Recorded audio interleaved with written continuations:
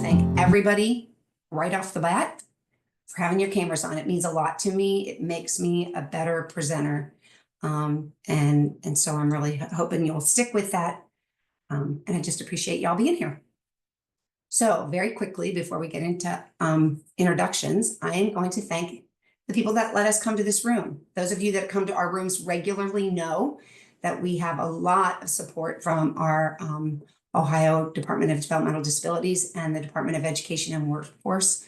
We partner with a lot of groups across the state. Today, I have the privilege as being part of FRNO, or the Family Resource Network of Ohio, of partnering with Krishana Harper. And she was around a lot in the beginning, but she's got a new role with these Joining Forces for Children. And I'm going to let her just tell you a tad about that and jump in and talking about her. So go ahead, Krishana. Okay, good morning, everyone, and welcome. Joining Forces for Children. Joining Forces for Children is a collective force of different organizations who support children, and they work together to ensure all children are healthy, resilient, and thriving in nurturing families, neighborhoods, and communities. So they work to basically get rid of those ACEs that they experience early on in life. So that's Joining Forces. Thank you, Celia. Thanks. Go ahead and tell them a little bit about you, and then I'll jump in. Okay, so as Celia said, my name is Krishana Harper. I am a Charting the LifeCourse ambassador. I am also a community engagement consultant for Cincinnati Children's Hospital, Merison Center, and Joining Forces for Children. I am the proud mom of 5 now adults. 2 of my children are on the autism spectrum, my twin boys. They're 19 years old. They're on opposite ends. And when I say that, I say one is a sophomore in college living on campus, and one is a second-year senior at a Hamilton County DDS school. So I'm so proud of all the progress they have made, and we'll hear a little bit more about them later on. Okay, Celia. So I'm Celia Schlummer. I work with the Family Resource Network of Ohio. I also sit down in Cincinnati, Ohio at the University of Cincinnati Center for Excellence in Developmental Disabilities as a community engagement specialist, and that sits in Children's Hospital. So Krishana and I indirectly work for the same organization. We don't get to see each other as often, but Krishana and I really connected around these tools when she was working with a group that she didn't mention, but I'll bring up, which is Autism and We, and you'll hear about that later on. But in that space of Autism and We, which is a lot of moms of kids with autism that really began to have conversation about being Black families with autism and connecting to each other and supporting each other. It's grown into bigger things than that, but in that space we met, we started talking about these tools. But what we did was we really bonded as moms of transitioning adults who have the diagnosis of autism. And so she's been a great support to me, a sounding board, and we've just really kind of created a great relationship,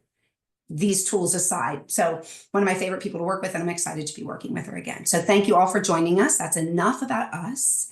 I was looking at the numbers for the Charting the LifeCourse familiarity, and I do see some 2s and 3s. We're going to go briefly through the 8 principles of Charting the LifeCourse just to remind us what they are. I really encourage you guys to use the Family Resource Network of Ohio website. I'm going to ask Erida to drop that in the chat again, because there's some great videos. If you feel like you get it, but you want more, you can go watch a 30-minute video. You can watch a 1-hour video. You can watch a 3-hour video and learn more. And it could be about a specific tool that you're curious about, or it can be about the framework itself. But really quickly, I want to walk through this idea of these tenets of Charting the LifeCourse. I'm looking now because it was going to do a build, but it did not. Hold on one second. I'm going to go back here. Sorry, it will be easier. All right. I'm going to go here. We'll start backwards. There we go. So in Charting the LifeCourse, we always have the person at the center of our work. We use it as person-centered. It's based on person-centered tools. When we talk about families and the person, families have their own tools. So it's just really important to acknowledge the person that brought us to the room and to this conversation, but we always see them within the context of family. And we talk about that pretty clearly here in this space about trust, but that context of family, that impact of family, that support of family. We look at all aspects of life we tend to, when we're working in the disability field, to focus on certain things. We focus on safety. Krishan is going to tap into that a little bit. We focus on work. We focus on community, or how the needs I have to be supported in the community. Those are our domains in Charting the LifeCourse: health and safety, security, community life, work, and daily living. So those are those domains. The next piece of the framework is the idea of this buckets of support. And this is my sweet spot. I love the buckets of support because it really talks about how do we support individuals and families? How do we broadly as a society support each other, right? And there's 3 buckets of support. One is discovery and navigation. What do I need to know to walk through this path? And how do I get that information, and who can help me to get it? The who that can help me to get it is in that peer support and navigating bucket. And so how do we connect with others who are on this journey too, and others who maybe professionally it's their job to share resources with us, but getting that peer support so that we're sure we're getting both information and experience to the front of how we work and move forward. And then lastly is the goods and services bucket. We as professionals tend to focus on that first. And I really encourage you to, as professionals in this room and as family members, to think about those buckets when you face a challenge and go, which bucket is empty? Sometimes it's a bucket we have no control over and we can't fill it.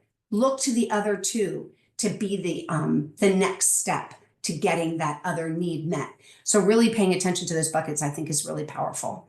The next is our support star, our integrated supports. And that is not only looking to the eligibility system, it's starting with those personal strengths and assets of that family member, of that person with a disability, thinking about the relationships that they already have or that they need to have to connect. I've done a lot with different people in the community over the last couple of months around the power of connection in being supported and feeling supported. In addition to that, the simple task of using technology. I can't get out and get that thing or learn about that thing, but I can Google it on my phone. And there is real power in that. We've learned that in the last 4 years. In addition to that, the community supports. What is in the community that everybody uses, that isn't disability specific necessarily, but that will really hold me up? What are those organizations that really are looking at building community and connection for all people and paying attention to what they're doing? And then lastly is that eligibility corner, that goods and services bucket, that space where we can fill in gaps with that other assistance and support that we get from systems. And so that's that integrated star that we talk about. But we're doing this across the entire lifespan. It's never too early. It's never too late to begin to utilize these tools in this framework. But I wanted to start with that. But let's get to the subject matter. And I'm going to hand it over to Krishana. Okay, thank you, Sonia. So I want you guys to take, when we look at this prompt, what does it mean to really trust in something or someone? And I know that trust is important to all of us. Trust is the foundation of building relationships. So I want everyone to take a moment and put it in the chat. If you're a parent or a caregiver, how important is it for you to trust the person or entities that are providing support to you? And if you are a person that provides support to families, how important is it for families that you support to trust you? Just take a brief moment and put that in the chat. And we need your help on this. I always kind of chat with my folks and say, this helps us move forward. I've seen a lot of very important, a lot of huge. Trust is everything. 100%, definitely critical. It's vital to being able, yes, definitely. So just looking at the chat, yeah, we're seeing a lot of good things there. So I guess we all can agree that trust is important, okay? Whether we're the family member or whether we're the providers or someone who is supporting families. So what does trust mean? Oh. So yeah. There it goes. So what's the definition of trust? Trust means having confidence in someone else's reliability, judgment, word, and action to care for and not harm the entrusted person. That is very important to families, to not be harmed and to feel that they can trust you with their most valuable prized possession, which is their loved one. Hey, Celia? Yeah, so Krishana, when you and I had put this part together, we talked a little bit about just stories of trust, and we're hoping to share those moving forward of Krishana's own journey, as a mom, but also as a professional, of really acknowledging those. But we chose this definition because we've really felt like in this research, if you have, if you're a research geek like me, go looking for it. But Turnbull is really a guy who talks about partnership with families and trust, and he does a great job. But that was why we kind of leaned into this one, because it's really that I loved about it was it really went into the not harming, because I think a lot of times when we operate from those places of non-trust, it's fear of what might happen or harm, and so paying attention to that a lot. And I know, Celia, just jumping there very quickly, trust, because I have a son that's nonverbal. My son Joseph is nonverbal. I started off at the beginning upon his first diagnosis. It was very hard for me to trust people. It was very hard for me to trust systems. Just because even sending him to school, I had to develop a level of trust because he was nonverbal and because he had an intellectual disability. So we'll talk about that, the importance of being able to trust along as we go along with this presentation. All right, go ahead, Krishana, this is you. Okay, so all people have the right to live, love, work, play, learn, and pursue their aspirations in their community. The Charting, this is very important, especially for my family. It was important for my son to be a part of the community, but I didn't always have that idea.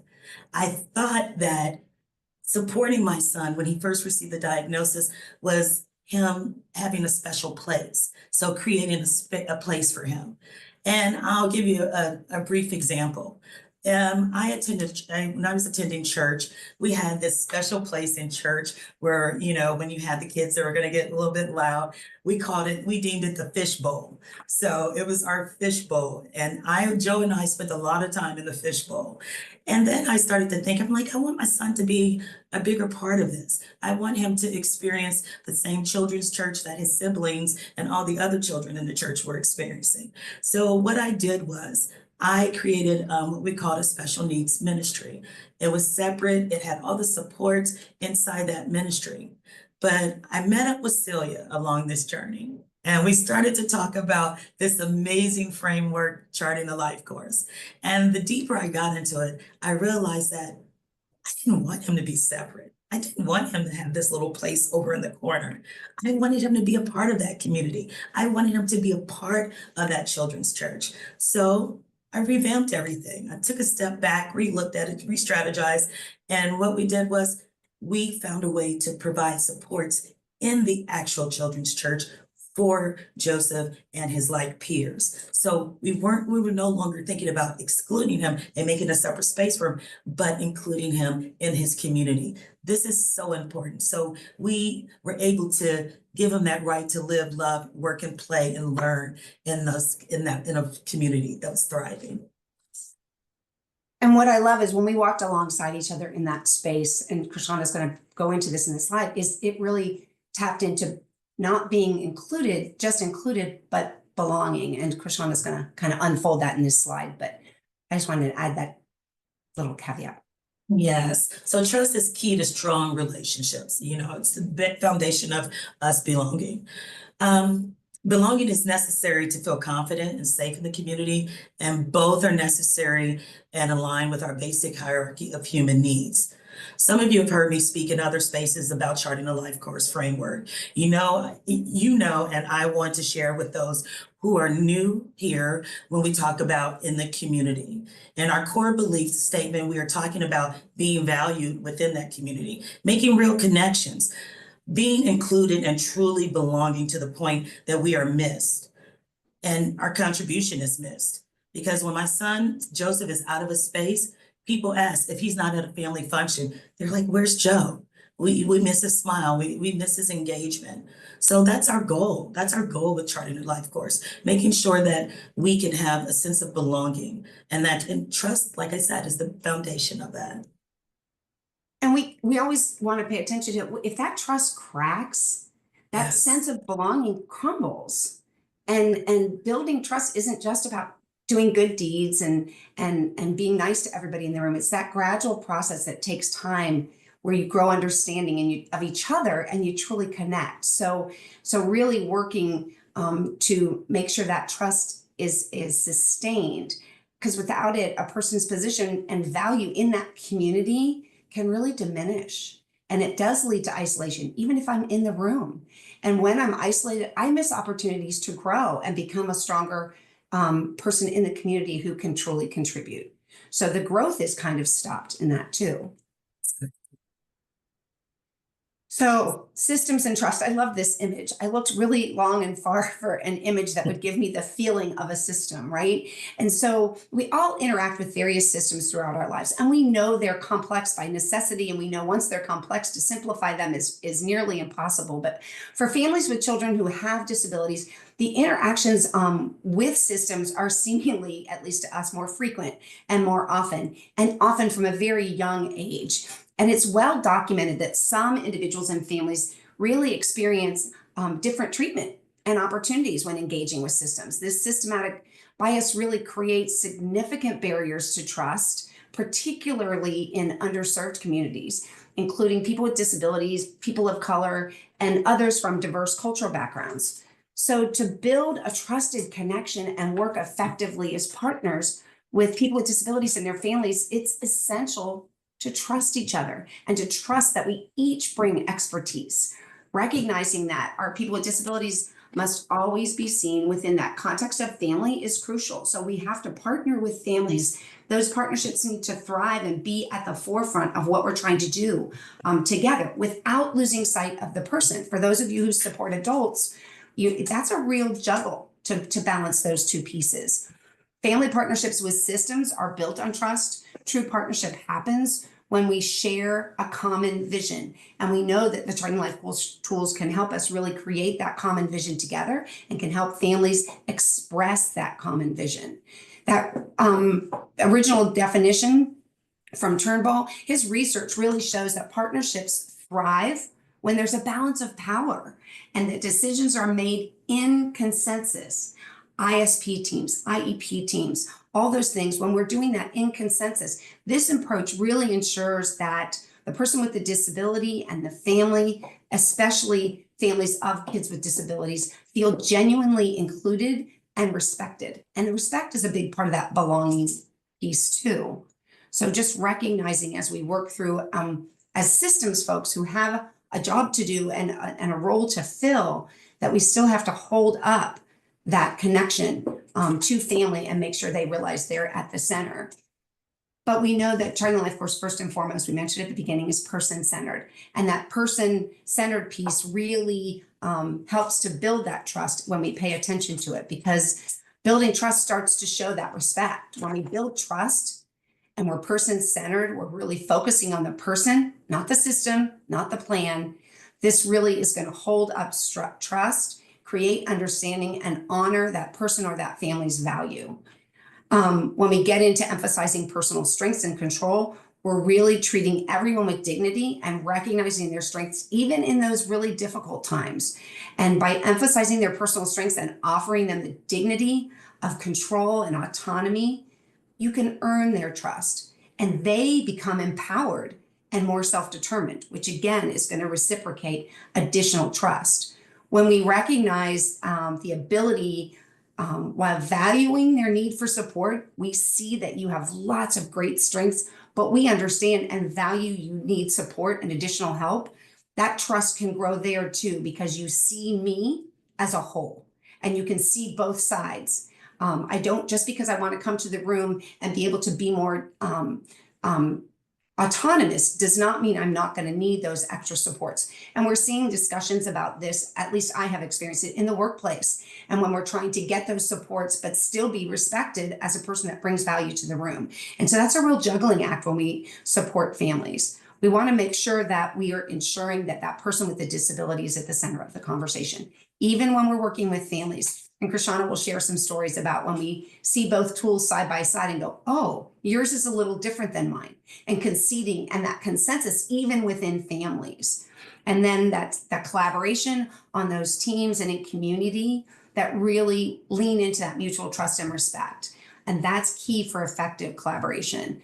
Ultimately, it leads to stronger relationships, and the stronger our relationships are in life, the better our lives are.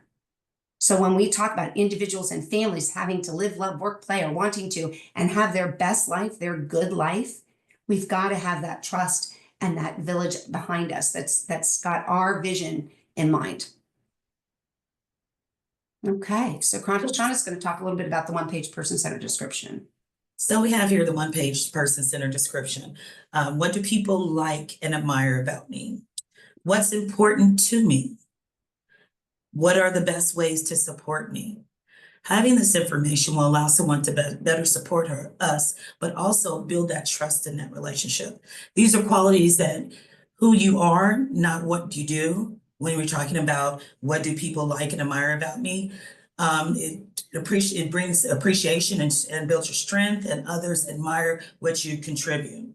So when we look at these 3 different boxes, can anyone tell me, well, I'm gonna put it in, I guess by a show of hands. Let's raise hands. Let's raise hands. Yeah, let's do raise hands.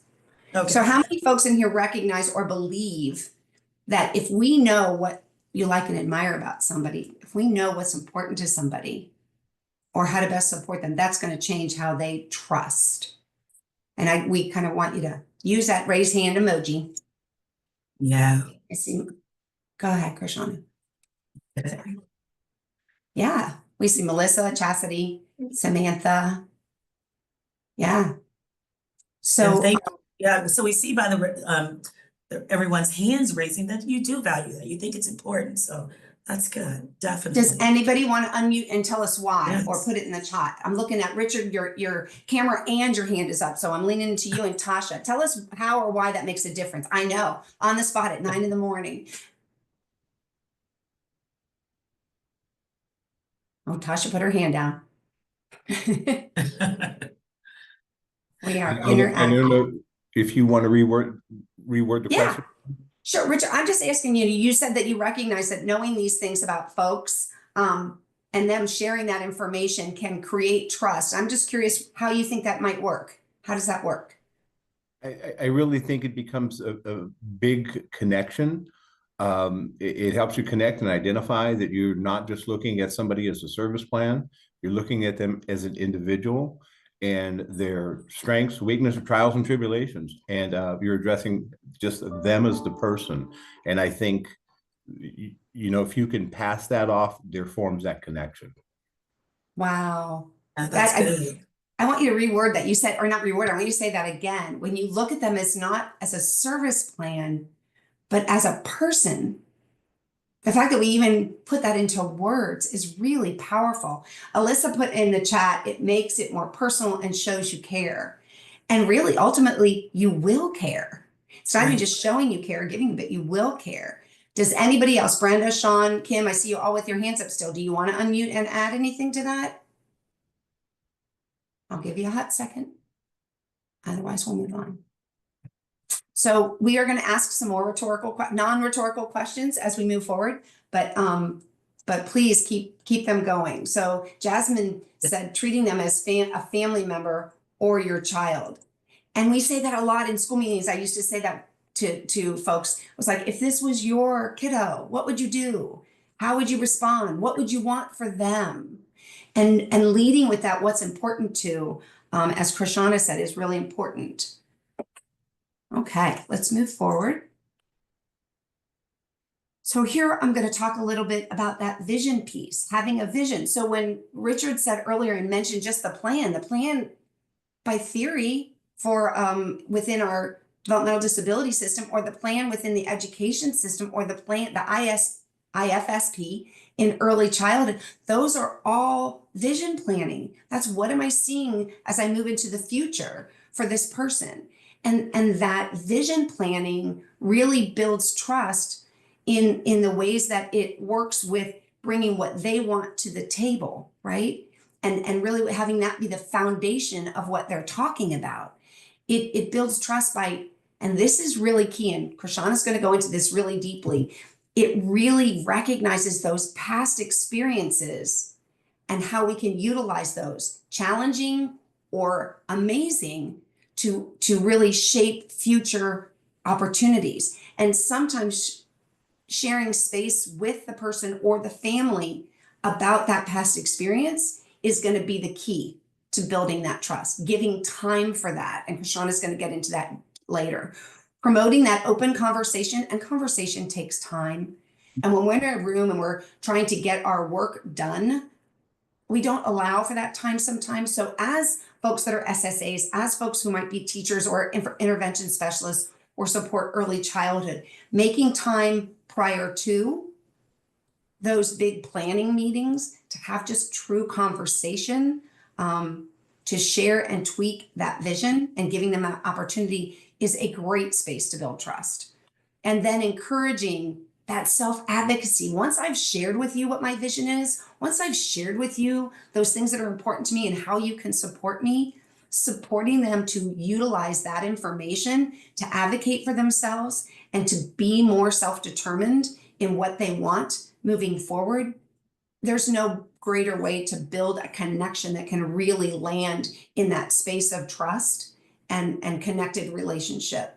I was looking real quick that Becca added to the chat that she's a school age SSA and attends IEP meetings, and it helps focus on what the child is good at and the positives and not just what they need to improve on.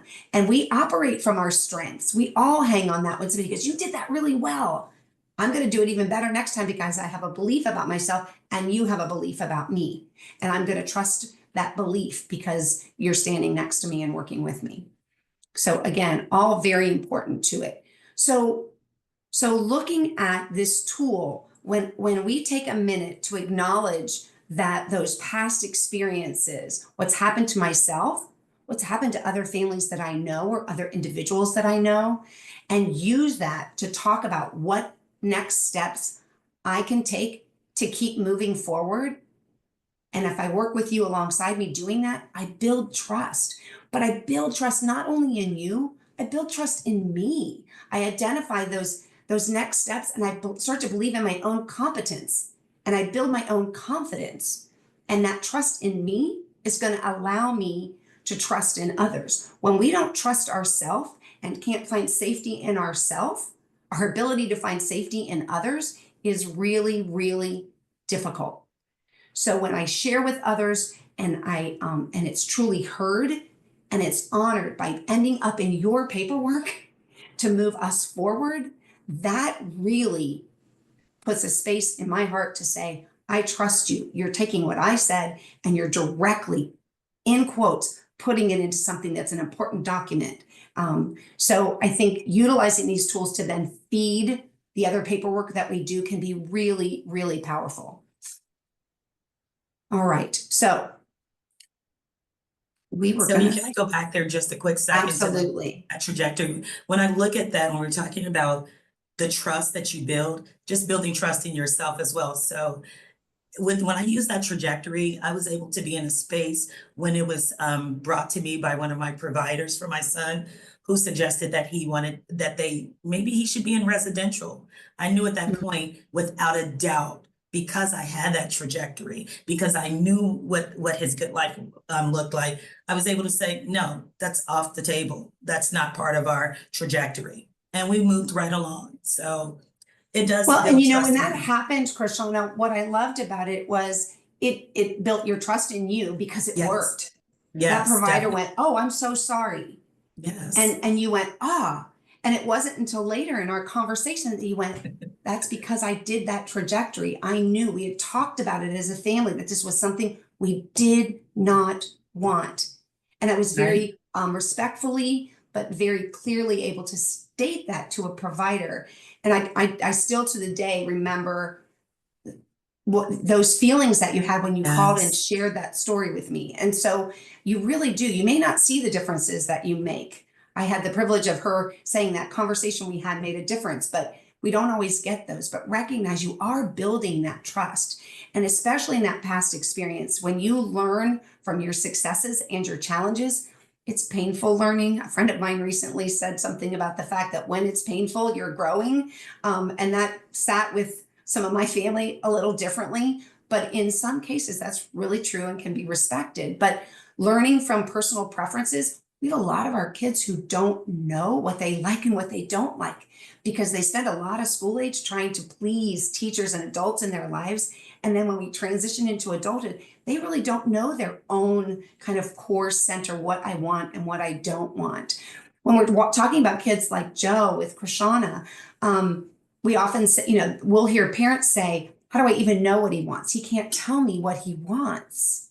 But I always say, you know what he doesn't want, because he does make a way to tell you what he doesn't want. And that flip of knowing that those two things are related. I can go from what I don't want when I'm in a really challenging situation, and from that derive what I want. If I don't want to be alone, I need to create more connections in my life. If I don't want to feel stuck, I need to make some effort to not be stuck. What does that look like? And so those conversations and that type of support can really build that relationship and that connection. But really identifying that what is not wanted can be as powerful as what is wanted. But thank you for sharing that story, Krishan. It's one of my favorites. All right, I'm going to hand it over to you. Okay, so building trust through recognizing trauma and its impact.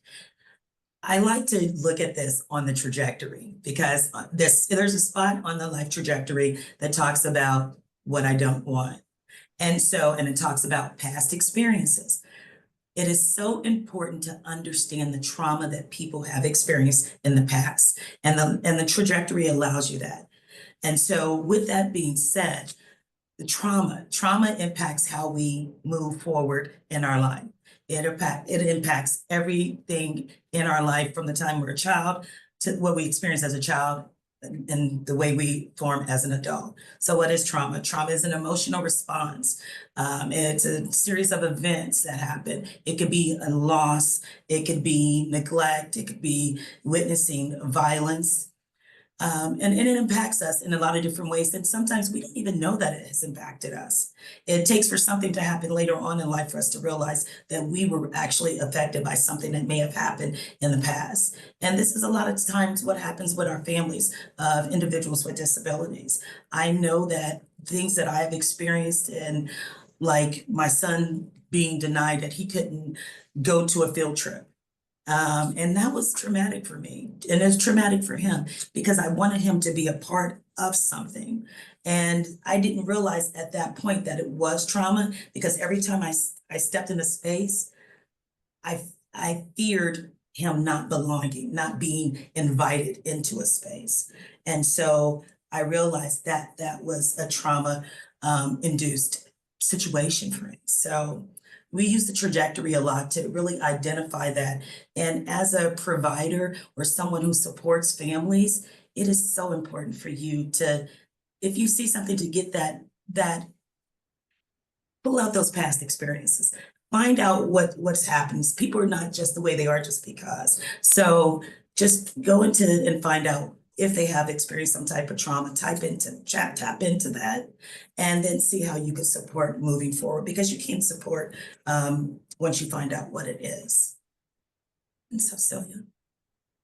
Kelly put in the chat, she struggles with trusting school systems, and that with 4 children with all different needs, when school does something that potentially harms one of the kids, withholding a service per se, it's very difficult to trust their intentions with the other kids. We operate from that space of fear. We touched on that before. Do you have anything to add to that, Prashana?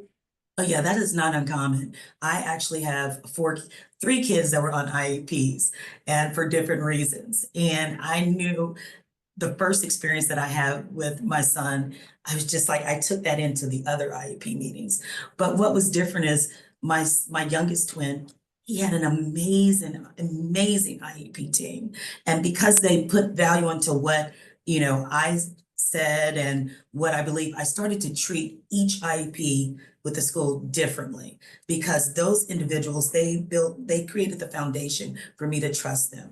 Even when I brought my Charting the LifeCourse frameworks and I put those papers and I scanned them and sent them to them, I valued those people, and they won my trust, because I had an intervention specialist who scanned them made it part of my son's IEP. And I'm like, okay, they really care about what happens. So we just have to get in that space where, and it's not easy as parents, it's not easy at all, but we have to get in that space when we step into those, especially when we have multiple kids, treat each situation differently. Just approach it like it's the first time you've ever done it. And it's not always easy because we do have that trauma. So, and be vocalize that you've experienced this. It's okay to step into those spaces and say, hey, you know, if I've experienced this in the last IEP meeting, this is what I don't want. I don't want this to go this way. You don't have to write it out, but you have it in your mind. I know this is not what I want. So be okay with saying that. And I think and that's the way I stepped into a lot of spaces, which created those safe spaces for me with intervention teams, and even in the hospital with my providers. I'm like, this is what we don't want. And so that's just my little family thing on that. And I think looking for that, no, I love that. And looking for that one trusted voice and, Yes. and leaning into that, because we can have a lot that we don't as family members, and leaning into that one that we do is really key. And being brave to ask for it. I love that you said that. The bravery to say, I need to trust you. I need to build trust here. Can you work with me? And calling it out in the beginning in a gentle and respectful way.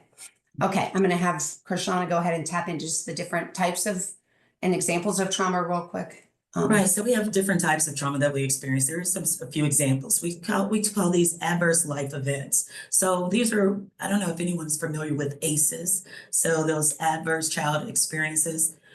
So adverse life events, that can be poverty, abuse, neglect, unexpected loss, like the loss of a family member, divorce, parental incarceration, substance abuse in a home. Those are all adverse life events that affect how our children grow and thrive.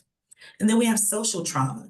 So the social trauma that people can experience, those bullying, name calling, other forms of verbal abuse.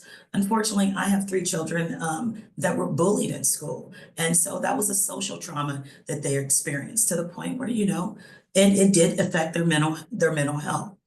And then we have another thing, institutional trauma. So institutional trauma is a little different. So we have restraint and seclusion. You have a child that's in school and they're doing something because it is a manifestation of their disability, but they're told to go sit in a corner, not supporting them, not finding out what they need, or they're put out of the room. So that restraint and seclusion, victimization during violent events, institutionalization, including foster care placements, those can be institutional types of trauma. And then we have disability-related stress. So stigmatization, inaccessibility discrimination. And I shared with Celia the other day, I actually experienced this on my own. So I'll share a little bit of my personal story.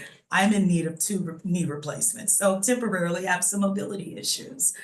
And I was going into the schools to teach suicide prevention in these schools. And I walked up to a school and I'm sitting there and they tell me, oh, you're in a class on the 3rd floor, but they didn't have an elevator. I'm carrying like a bunch of books that I'm taking in. And so that was a lot. That was very stressful for me. And so then every time I go into the school, I was worried about, are they going to have an elevator? Am I on the 3rd floor? And will I have support? Will I have some help? So these are type of disability related stress that we can experience. That's an example of trauma. And what I love about that story is, to you, you can recognize the trauma in just the experience. In our mind, we're like, well, isn't she so much smarter now? She can go and ask for all these things. And we learn from our experiences, which is super important. But we have to recognize with that learning comes a feeling. And recognizing both sides to that, I think, is important. All right, go ahead. And so we know that a lot of our trust issues from parents, and we've heard this earlier, systems that fail to recognize, appropriately address our trauma. So parents may feel that the support systems are not adequately equipped to meet their child's needs. And we heard that, you know, just earlier, we're talking about the IEPs. You know, we feel like we can't trust that system to really give our children what they need to support them. Or we may have an experience with a system that has failed us once, and we really don't want to allow them the opportunity to do this again, or we've set up this idea of what it's like all the time. So when systems fails us, it really is a hard trust issue, and it takes a lot to win that trust back. And working on it from both sides. As family members, I really had to work, especially when I got into the field and was supporting other families in the IEP process, or in the conversations they were having with their county boards or other community spaces, to take my own experiences and have worked through them so that I can help, but not victimize myself or have that fall onto somebody else. And so there's just so many tiers, and I'm not pretending that just talking about this and having a trajectory is going to fix all that. What I want to see is the bravery and the intention of saying, I'm going to recognize it and do what I can to do it differently and be transparent in my efforts to try to support you and do it differently.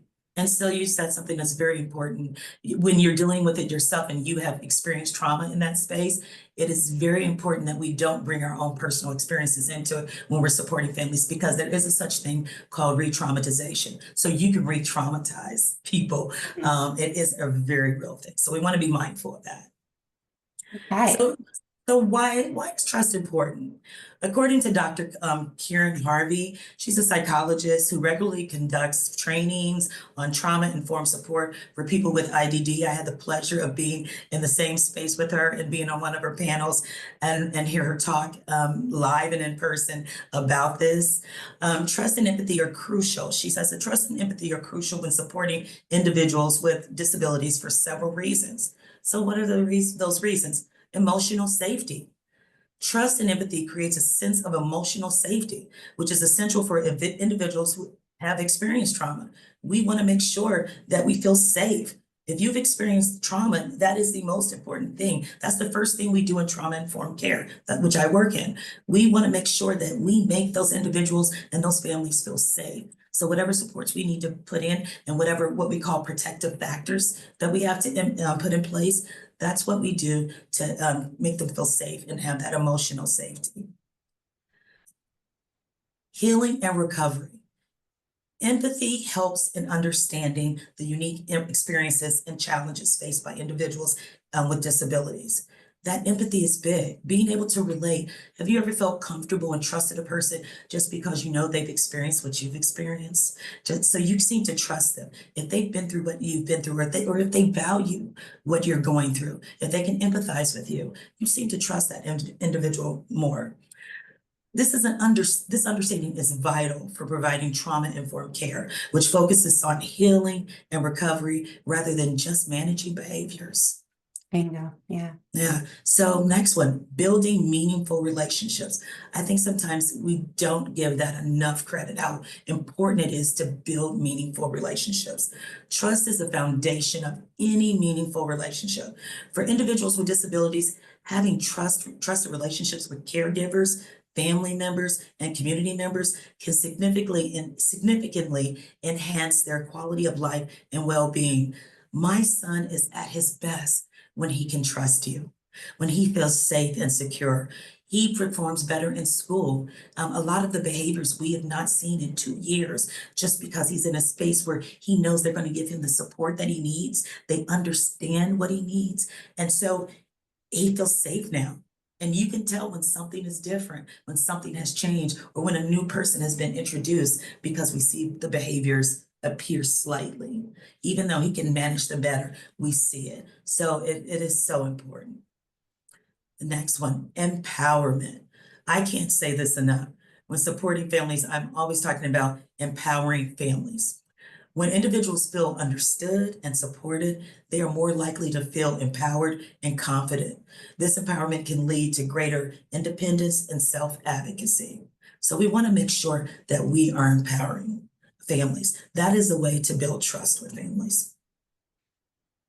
And tapping into that too is the empowerment of the person. I just think of the stories that that you shared with me when we were building this about Joe, and way back in the beginning, there's a picture of him on a slide. And will you just share that really quickly, that empowerment that he had because he got to be included, and how that worked out? This was a game changer for our family. Joe had not been allowed to go he was in a recreation center during the summer. So he had not been allowed to go on the field trips with the other kids for about 3 summers. And that was because of his behaviors. So it took someone to recognize that, to not make him earn the right to go on these field trips, but put supports in place so that he can be a part of. And once those things were recognized, once he was empowered, once people put those things in place, he became part of the community. He was able to go on the field trips. And one thing that just really stood out, and I called Celia and I sent her a video of it because I was so proud and I was brought to tears. One of the recreation workers, they sent me a video of him going down the slide and the water slide into the pool. And it meant so much, it said so much, because this was the first time he was allowed to be included. And you saw the behaviors diminish because he felt that people value who he was as a person. He felt that he could be included, that they didn't look at the behaviors, they looked at him as a person and someone that could be a part of this community. And so he's been on every field trip. He was allowed to go to Newport Aquarium because he loves fish. And so that was a game changer. He's riding the bus with everyone. So it is so important. So being able to build that trust, he trusted them after that. Like, okay, you want to make sure that I'm safe and you want to include me. I trust you. I feel like I'm in a safe space. You're my safe person. So yes, that was part of, And that went was part from of the his community trajectory. into the Yes. school team. Yes. So it rolled into a lot of opportunities. So I think Yes. I just love that story. And I loved the phone call. It was awesome. So anyway, so talk about relationships, Krishana. Yeah, relationships is definitely rebuilding trust and trauma. So relationships is definitely important. Trust and empathy is important when supporting individuals with disabilities. It allows you the opportunity to recognize the individual within the context of their family and community. Trust and empathy and community-centered supports empowers individuals to thrive. So we use this mapping relationships because we had an experience that I share. You'll hear me say I shared this with Celia. I share so much with Celia a lot. We have all these, conversations outside of what we do. So I called Celia one time and shared with her about the experience that we were having in my family. Joe had been uninvited to a Christmas dinner with the entire family. And this was bothersome to me because I wanted him to be a part of everything. And it was because of the behaviors. So we started thinking about this. We used this, mapping out relationships. Who are the people, who serves Joseph in different roles, looking ahead at different things and building support day to day, just so we can experience what everyone is experiencing. So we did this, and this year, Joseph went to the family Christmas party and he walked in, he sat down, and we know that sometimes food can be a trigger, well, sweets for him. He walked in and saw 48 cupcakes sitting there on the sweets table. And he used his talker and asked for a cupcake, and he was told to wait. He waited. This child waited 25 minutes. This is something that is unheard of with them about sweets. He waited 25 minutes and I'm sitting there in disbelief. I'm like, oh, you're earning your right. You are earning your right at all these Christmas things. But he shouldn't have to earn. He should always be included. And that's a conversation I did have with my family. No, we have to include him and we have to put those supports in. So he did that, and he stayed there for 2 hours at the family function, and he's bobbed his head, he's enjoying it. And then after 2 hours, he came up to me, this talker, he was ready to go. And that was fine because he did something he had never done before, and he was included, he was happy. Luckily I lived 10 minutes from my sister, so I drove him home and then I came back and finished up. But this was something that we dreamt about him being able to do and enjoying it because it wasn't just about us. I want Joe to enjoy it. I don't care if I didn't go to these, but I want him to be a part of his family and his community and be able to enjoy it. So that was a wonderful experience. Krishana, with this tool, I want to tell everybody here with this tool, if you haven't seen it, there are some videos on FRNO from Barb Safaris on how to really utilize this tool. This is not a tool we go into lightly. This can be a very emotional, provoking tool, and you need to know why you're doing it. Krishana had a big why when that uninvitation came of how do I really look at his connection with family and what is my own connection, and the conversations that she didn't share and is the conversations with her siblings and the allies in the room that saw a vision for Joe being in that room and working with them and talking about those relationships. So those family conversations that happened prior to this great success, the folks that were in the room that had an eye on Joe to help support him as he interacted in those 2 hours were all kind of culminated after a conversation, after Krishana worked and thought through this document, doing that with support, really knowing the document as a professional, if you're going to introduce it to a family, or if a family member is curious about this document, reaching out. We have a family implementation series where they talk about this document a little bit more directly and deeply. But I do want to just, this is a little different than doing a trajectory. And so I want to just recognize that as we kind of share it with you and introduce it. But I'm looking at our time and I want to leave time for questions. But let's just go back to the whole of it. Building trust with the ideas and the framework of Charting the Life course, it can be a really powerful thing because Charting the Life course, number one, emphasizes that person-centered practice aimed at truly empowering the person with the disability and that family support, focusing on what they want rather than what's offered or what we have, by really integrating those supports that highlight personal strengths, meaningful relationships, and true community connections with individuals and families, increasing their capacity, their confidence, and their competence. Ultimately, they then can begin to trust themselves more, which is the foundation for building trust in others, including service systems. So as we continue to innovate and design supports, services that prioritize these elements, we will exponentially increase the capacity of people with disabilities and their families to live the lives they want to live. These ideas matter because when people feel believed in, when people feel invested in, and you have invested in others, trust grows naturally. For families, this means creating environments where their loved one can thrive, take risks, and be empowered to shape their own lives. You're hearing that in Krishana's stories.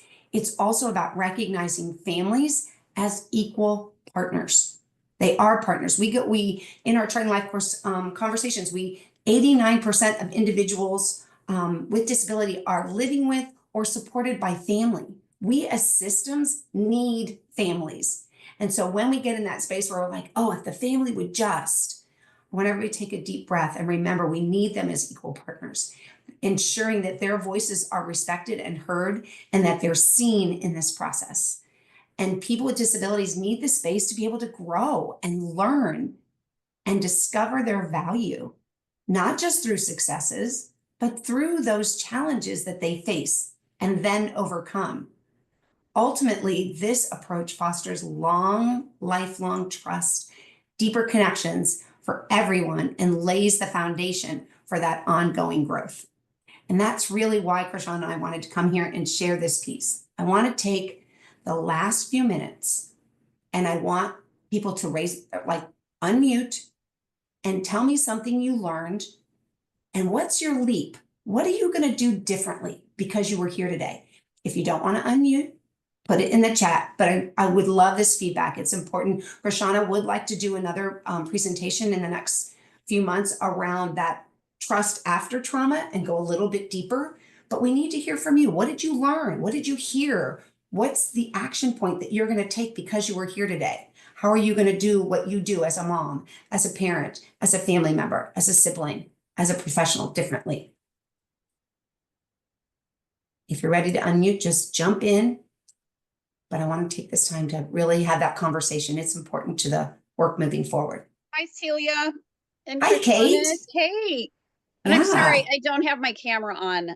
You're okay. Thank you for that. So I am struggling, when we have a couple of families and I'm a parent as well, for those of you, and an ambassador. So when we're struggling with families, I know I had a conversation with a colleague yesterday and I said, I have to start over with a family every time and not bring my judgment and opinion about other issues we've discussed.